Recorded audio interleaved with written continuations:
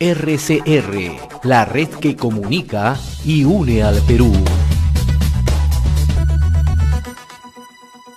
Saludamos a esta hora a Daniela Leguía, economista del Consejo Privado de Competitividad, y le agradecemos la amabilidad de compartir esta comunicación a través de RCR, Red de Comunicación Regional. Señorita Leguía, qué gusto saludarla, muy amable. Buenos días, José, igualmente. Bien, ustedes han hecho un seguimiento desde el Consejo Privado de Competitividad a la ejecución presupuestal, ¿no?, en los municipios en el país, ¿no? Y hay un dato muy interesante que ustedes dan a conocer. Se cuentan con más de 10.928 millones de soles para proyectos provenientes del canon, del sobrecanon y regalías. Pero, sin embargo, de acuerdo a ese seguimiento que ustedes han realizado, en la primera mitad del año, es decir, en los primeros 6 meses de este año, se registra solo una ejecución de un poco más del 25% de dicho monto, ¿no? ¿Por qué no se ejecuta este gasto? ¿Por qué hay siempre esa ineficiencia en el gasto para las obras previstas? Claro, sí. Efectivamente, hemos analizado que al primer semestre se ha devengado alrededor de la cuarta parte de los recursos con los que cuentan los gobiernos locales provenientes del canon para proyectos, ¿no? Esto, de hecho, este lento avance se debe a múltiples factores, entre ellos los factores que retrasan la ejecución de los proyectos, ¿no?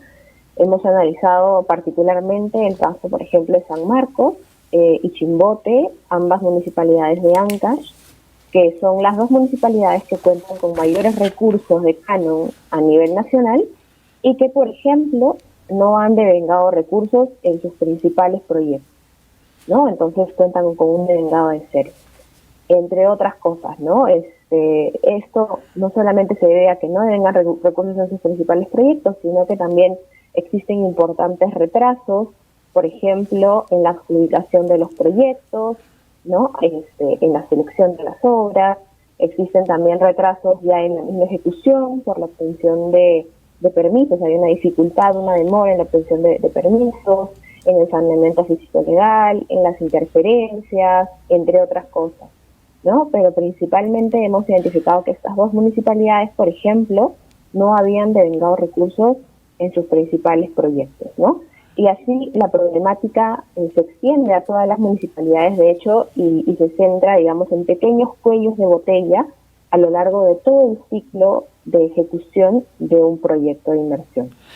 Ustedes han presentado un cuadro muy interesante, ¿no?, donde grafican la situación de 10 distritos que tienen mayor presupuesto por canon, sobre canon, ¿no? Pero el otro dato que ustedes establecen, que no deja de ser menos relevante, es que cada año se ejecuta menos de un 40% de estos recursos, ¿no? ¿Eso qué significa? ¿Que se devuelve plata al fisco? Sí, alrededor de las municipalidades ejecutan alrededor del 60% de sus recursos cada año, ¿no? Un poco más, un poco menos.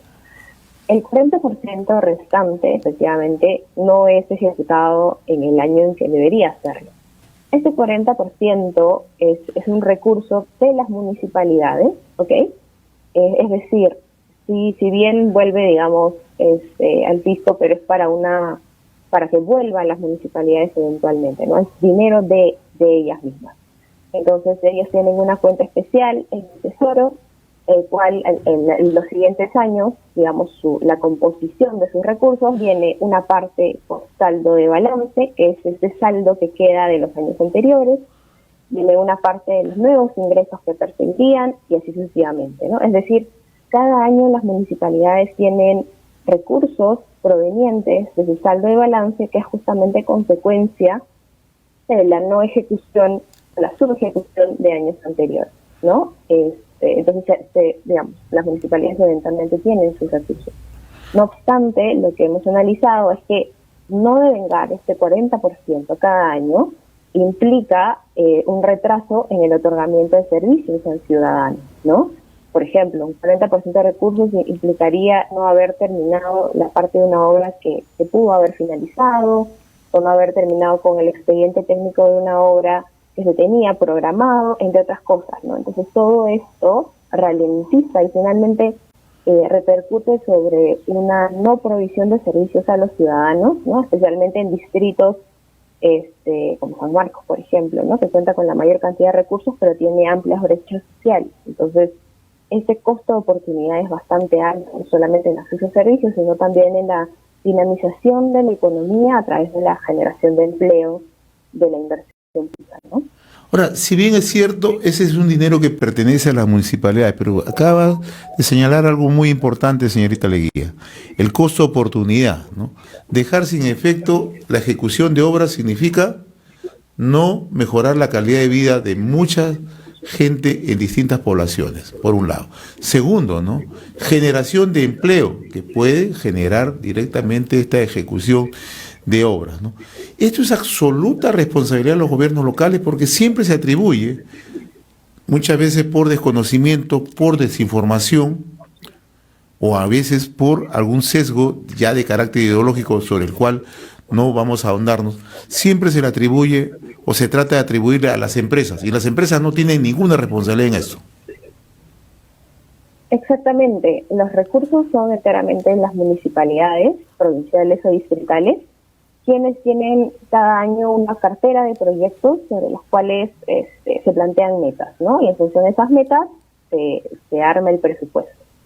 Entonces las municipalidades cuentan con un presupuesto, ¿no?, inicial, que se va modificando durante el año, pero corresponde a una cartera de proyectos definida por la misma municipalidad. ¿Qué es lo que sucede normalmente? Las municipalidades no tienen la capacidad de ejecución suficiente para poder llegar a altos porcentajes de ejecución sobre lo planificado, ¿no?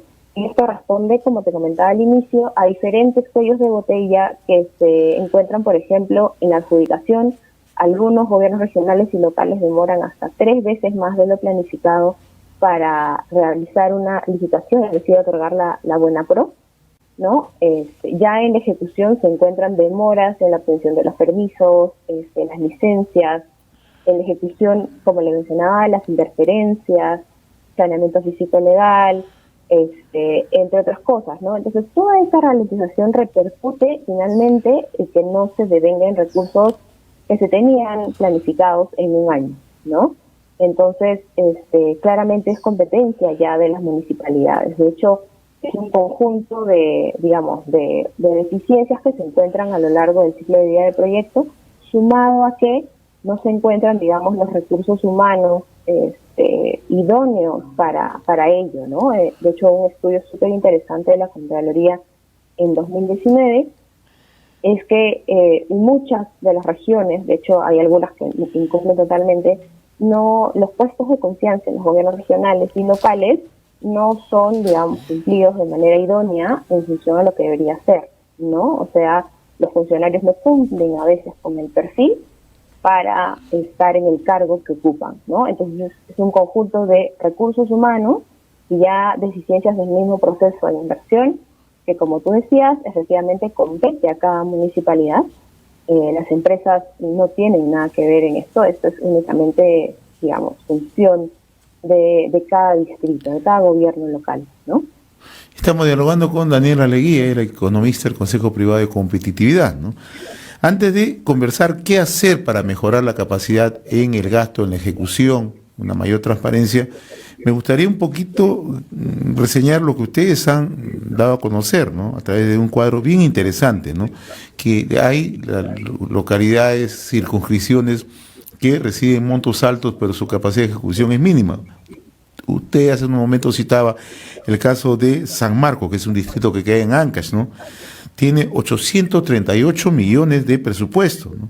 Ha ejecutado solamente 119, ¿no? Es decir, un 14%, ¿no? Otro caso, ¿no? Chimbote, ¿no? 261 millones de presupuesto, ejecutado 34.390.000, que representan 13.1. En el Cusco, otro distrito emblemático, ¿no? Megantoni, ¿no? 229 millones de soles, ha ejecutado 48.482.000, 21%. Puedo citar otros, ¿no? El caso de Espinar, ¿no? 126 millones y ha ejecutado 26%, que es el 20%. En Chalhuahuacho, conversábamos hace unos días con el alcalde de dicha jurisdicción, han recibido 130 millones por concepto de canon. Él se quejaba que no le llegaba el dinero producto de las paralizaciones. Hace unos días han ejecutado 58 millones, ¿no? Hemos citado esto porque nos parece muy interesante el estudio, el seguimiento que ustedes están haciendo. Entonces la pregunta siguiente es, ¿qué hacer para mejorar la capacidad de gasto? Sí, así es. De hecho las soluciones pasan por mejorar estos pequeños cuellos de botella que se encuentran a lo largo, ¿no?, del ciclo de inversión de un proyecto. Por ejemplo, yo te mencionaba las importantes demoras que tienen los gobiernos regionales y locales al momento de adjudicar, ¿no? Ese es un retraso, un cuello de botella bastante importante. Entonces, ¿qué hemos identificado desde el Consejo Privado de Competitividad? Que existen algunas buenas prácticas dentro del Estado que han ayudado justamente a reducir esas demoras. Por ejemplo, existen unos procesos de contratación especiales que se utilizan en el marco de la reconstrucción con cambios para acelerar justamente la adjudicación de las obras, ¿no? Son procesos especiales que tienen, digamos, una consulta previa, y esto permite que las demoras se reduzcan significativamente ya para adjudicar una obra, ¿no? Entonces, estas pequeñas buenas prácticas que se encuentran incluso dentro del Estado, sería bueno replicarlas, ¿no? Permitir el uso, digamos, o fomentar el uso de estos mecanismos para estos gobiernos locales con abundantes recursos provenientes del CAN especialmente, ¿no? Eso por un lado. Segundo, también te comentaba sobre la dificultad en la obtención de permisos, ¿no?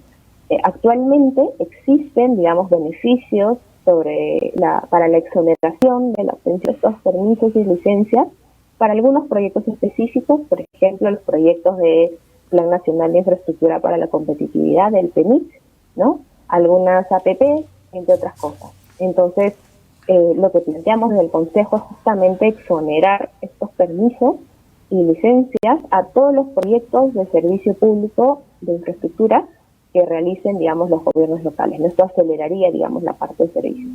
También pues proponemos contratar funcionarios idóneos, ¿no? Como te mencionaba, la Contraloría ya había encontrado que la mayoría de los gobiernos regionales y locales tenían funcionarios de confianza que no cumplían con el perfil adecuado para el puesto, ¿no? Entonces, esta serie, digamos, de propuestas específicas para cada ciclo del proyecto harían justamente que los gobiernos regionales y locales acelerar la ejecución de sus recursos y finalmente lo que nos interesa, que es repercutan sobre el cierre de brechas, ¿no?, de servicios. Por ejemplo, San Marcos hoy cuenta con el 83% de sus establecimientos de salud en mal estado, ¿no? Entonces, acelerando la ejecución, digamos, tanto en los gobiernos locales, ¿no?, municipalidades distritales y provinciales, se podría cerrar estas brechas, ¿no? Todavía tienen un gran porcentaje de vías, por ejemplo, no pavimentadas.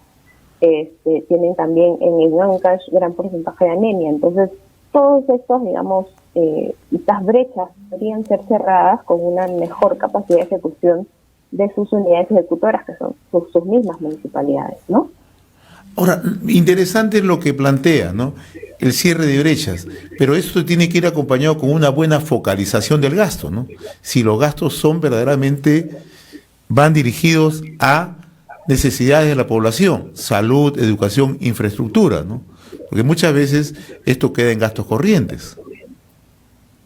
Exactamente, sí, es necesario focalizar e incluso dentro de los proyectos de inversión priorizar aquellos donde la localidad se encuentra más rezagada, ¿no? Por ejemplo, salud, transportes, educación, entre otros. Pero a veces, por ejemplo, resulta que vemos que hay proyectos de cultura y deporte que están más priorizados que proyectos de transporte, ¿no?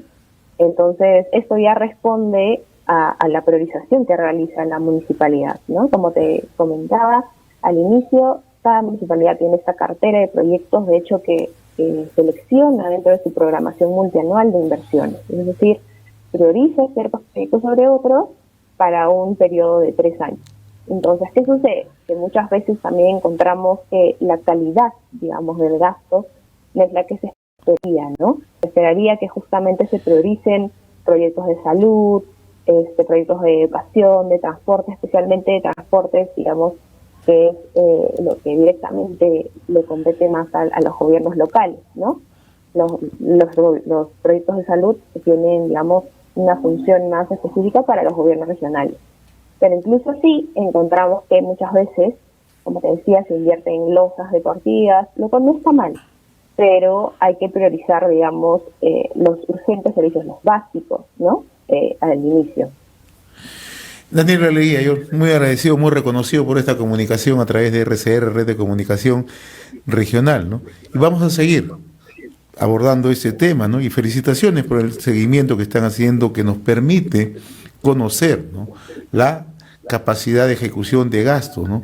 Porque lo que ustedes están demostrando que solamente se ha ejecutado 1 de cada 4 soles, ¿no?, de canon que le corresponde. Y son poblaciones muchas veces en pobreza y pobreza extrema. Y necesitan, por lo tanto, una mejor capacidad de gasto, una mejor ejecución y mayor transparencia. Le agradezco, como siempre, la amabilidad, Daniela. Muy gentil. Muchísimas gracias. Gracias por la invitación. Muy amable. Conversábamos con Daniela Leguía, economista del Consejo Privado de Competitividad, ¿no? RCR, la red que comunica y une al Perú.